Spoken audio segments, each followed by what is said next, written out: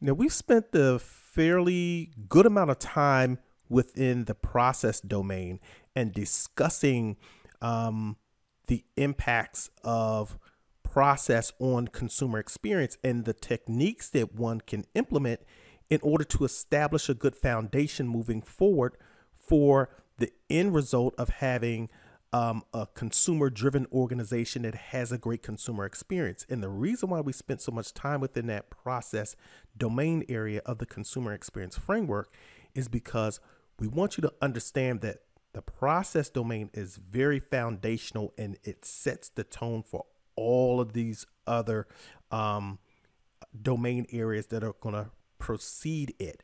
So now we're going to talk about the resource domain within the consumer experience framework. And by definition, resource in its simplest form means things, people, or entities, which are businesses. Business can be an entity. Things that people or entities can leverage in order to sustain themselves. So when we talk about resources, we can look at them in terms of two types of benchmarks, right? We can look at them as quality benchmarks and we can look at them as capacity benchmarks. So the capacity of the resource can determine the product or service capabilities. For example, gold is one of, if not the most durable precious metal on the planet. It conducts electricity at higher voltages without burning or without burnout than your typical copper and aluminum wires. Gold resists corrosion better than all other affordable and readily available metals. And gold can rapidly and accurately transmit digital content better than copper and aluminum. As a result, the usage of gold as a resource in computers produces faster, more durable, and more reliable computer products than comparable products made of other metals. This exemplifies the capacity benchmarks of raw material resources. The capacity and capability of the computer using the high end raw materials, gold, will be faster, more reliable, and potentially has a longer lifespan than one using inferior resources such as aluminum or copper. Similarly, we can say the same thing about humans, right? An employee that has great communication skills, is well versed in cultural etiquette and hospitality principles, and has an in depth knowledge of company goods and services has a much higher capacity benchmark than an employee whose credentials are noticeably less. A resource with a high capacity can do more, is more effective at producing expected organizational end results, and is longer lasting than an inferior resource. Thus, they tend to bring higher consumer experience value to organizations. But good resources come with a price. And we're going to talk about that price in a minute. We'll just talk about one of the downsides of it. You see, oftentimes, great employees understand their value in the workforce. Thus, they can drive up their costs as a human capital resources by commanding higher pay. Similarly, quality raw materials cost more than inferior materials as the market demand naturally establishes the value of resources. So, if you've ever heard the term quality in, quality out, this is what that phrase means.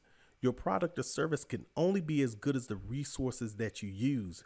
It's going to be up to the consumer experience thought leaders within the organization to assist management in helping to allocate funds properly within the organization to resources that align with the product and service expectations of the organization. This may also require sacrifices. Some triage may have to be done if the organizational budget cannot sustain resource acquisitions across the board that the organization expects. So just think about this for a minute. The big IT corporations like Google, they seek out and oftentimes hire people from Ivy League universities or people with master's and doctorate degrees, and they pay them very well. And even those individuals are highly vetted before they're made a job offer. They invest a lot of money and time into their resources, human capital, durable goods, and the like, because they subscribe to the theory that investing in good resources leads to a high probability of delivering consumer driven products and services that uphold their consumer experience objectives. Quality in, quality out. That's the model that they're subscribing to. all of this illustrates how quality benchmarks directly correlate with the resources used, as you can see in the graphic above. Quality and the your product service quality and your resource quality are directly related. The higher the resource quality, the higher the product or service output. And that is the general perspective, is that in general, the better the resource used, the more that resource will cost. Now, this is not to advocate that all products or services should use the most expensive resources. Again, the resource domain of the consumer experience framework, which we talked about in the previous module, that's going to be dependent on the decisions or the module that we're talking about now. It's going to be dependent on the decisions made within the previous module that we talked about, which was the process domain. So it is management's role to determine what level of quality or service they are willing to produce and what the acceptable consumer experience metrics are for a particular product line and the organization overall. So if you know that you're going to use inferior products, or that your product and you have a specific price point that you're offering, you just have to make sure that they align with your target audience. If you're going to offer cheaper products, and I'm not trying to say cheaper is bad, it's just a product that is it doesn't cost as much, it's not as high end.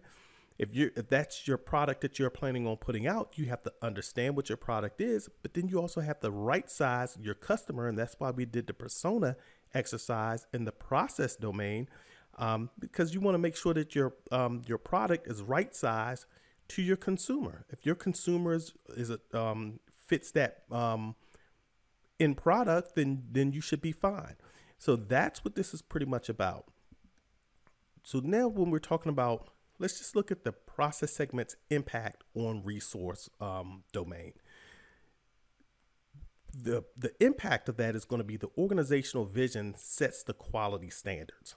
So for your resource, you can only do as much as what in the previous domain, the process domain is kind of dictating. If they're dictating that you build, a high-end computer, then you have to be given a budget for quality human capital to help be the thought leadership within the organization to deliver the product that they need that's high end, because you're probably going to be have to hire some highly educated, highly skilled individuals to produce that product that you're looking for.